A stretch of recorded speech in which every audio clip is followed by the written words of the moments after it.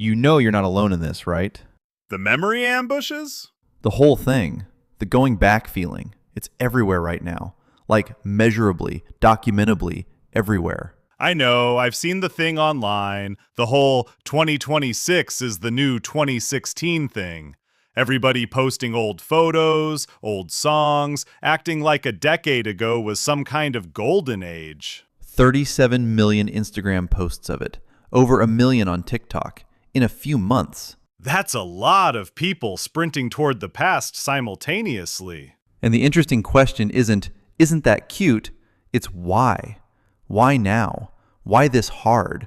Why is this the thing an entire generation is collectively reaching for? Okay, why? That's what I want to figure out. Together? Together. That's very wholesome for us. Don't get used to it. Okay, so let me make the case for the past first. Because I think there's something real here that isn't just sentimentality. Go ahead. Like 10 years ago, things were complicated, sure, but they were complicated in a way I understood. The problems felt human scale. Like, yeah, there was stuff going on in the world, but I didn't have the full weight of every single thing happening everywhere all the time in my pocket at every moment. The information environment was different. It was manageable. Like, I could opt out of the news by just not turning on the TV. Now, opting out requires active effort, and the second you lower your guard, something comes through. That's real. And like, the social thing. 10 years ago, I was still figuring out who I was, and that was uncomfortable, but there was something exciting about it, too. Like, the future felt open. It felt like it could go anywhere. And now? Now it feels like it's going somewhere specific, and I'm not totally sure I like where. Yeah. So when I go back in my head to that time, I'm not just remembering what was there. I'm remembering what felt possible. That's actually a really important distinction. Can I tell you what nostalgia actually is? Like, clinically, psychologically, what's actually happening when you feel it? I thought it was just missing stuff. That's what most people think. But researchers define it really specifically. It's a predominantly positive emotion that involves a sentimental longing for personally relevant past experiences. But here's the key part. It's almost always triggered by something negative in the present. So nostalgia isn't really about the past. Nostalgia is a response to the present. The past is just where it sends you. So when I'm getting hit by memory ambushes, it's not because I genuinely want to be 22 again. It's because something about right now is making 22 look appealing by comparison. Your brain is offering you a retreat, a place that felt safer. Even if it wasn't actually safer, your memory has edited it to feel that way. Rose-colored glasses. More like rose-colored selective editing. You remember the feeling. You remember the highlights. You don't necessarily remember the low-level anxiety of being 22 and not knowing anything. Oh, I definitely had anxiety at 22. You had anxiety at 22, but you didn't know that's what it was yet. So in retrospect, it feels lighter than it was. Ignorance made it cozy. Essentially. That's genuinely sad. But also genuinely human. Okay, so what is it about right now that's triggering mass nostalgia on a scale we apparently haven't seen in a while? Because it seems like this is bigger than usual. Here's my theory, and it's not just mine. Researchers are documenting this. We're in a period of genuine, compounding, multi-front overwhelm. Things are changing faster than most people can process. The economy, the technology, the social landscape, the information environment, all of it is in motion simultaneously. And when everything is uncertain and fast and heavy, the brain goes somewhere certain. The brain goes somewhere it already knows the ending of. Because the past is the one thing that can't get worse. It already happened. It's fixed. The past is safe because it's finished. The future is scary because it's open. The present is overwhelming because it's immediate. But the past? Done. Settled. You can visit it and nothing new can go wrong there. That's actually really insightful and also kind of heartbreaking. Most true things are both. We're all just running to the only place that can't surprise us anymore. And calling it nostalgia when it might actually be exhaustion. But here's where I'm gonna push back slightly. Because I think some of it is legit. Like, there are things that were genuinely better. Give me an example. Music felt more communal. Like a big song came out and everybody heard it and everybody talked about it, and there were these shared cultural moments that the whole world was in together. Now music is so fragmented that two people can be the same age and have no musical overlap whatsoever. That's true. And hanging out was simpler. You called someone or you just showed up. There wasn't this whole elaborate coordination layer of texting and scheduling and confirming and reconfirming. Also true. And the internet felt more like a place you went rather than a place you lived. Like you'd visit it and then leave and go do other stuff. Also true. Are you going to let me add something? I feel like you're going to complicate my point. I'm going to add nuance, which you can interpret however you want. Fine, go.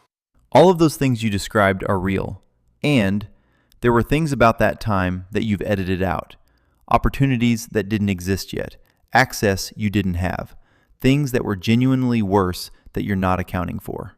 I know it wasn't perfect. Right, but the brain doesn't do balanced retrospectives. It does highlight reels. So you get the communal music moments, you get the simpler hangouts, and the stuff that was hard at the time quietly fades. So my nostalgia is a greatest hits album of a period that also had some really bad B-sides. And the B-sides are why you left. Huh. That's actually... Yeah. I left that time. Like I didn't try to hold on to it when it was happening. I was always looking forward. Everyone is, until the future starts to feel uncertain enough that the past looks better. And then we rewrite the past to justify running back to it. Even though you can't actually go back.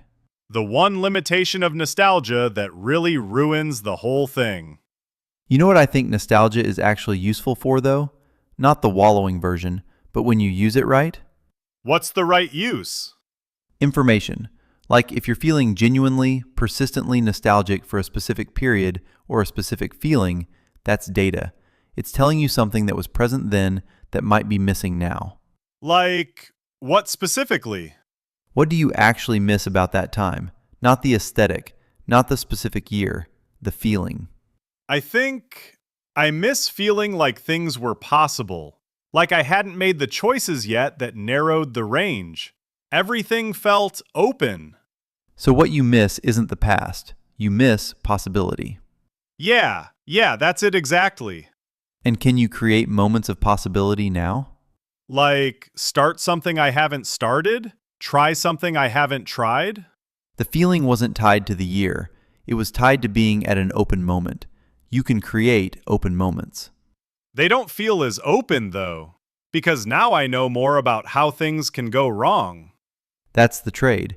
Experience costs you innocence, but it also gives you tools.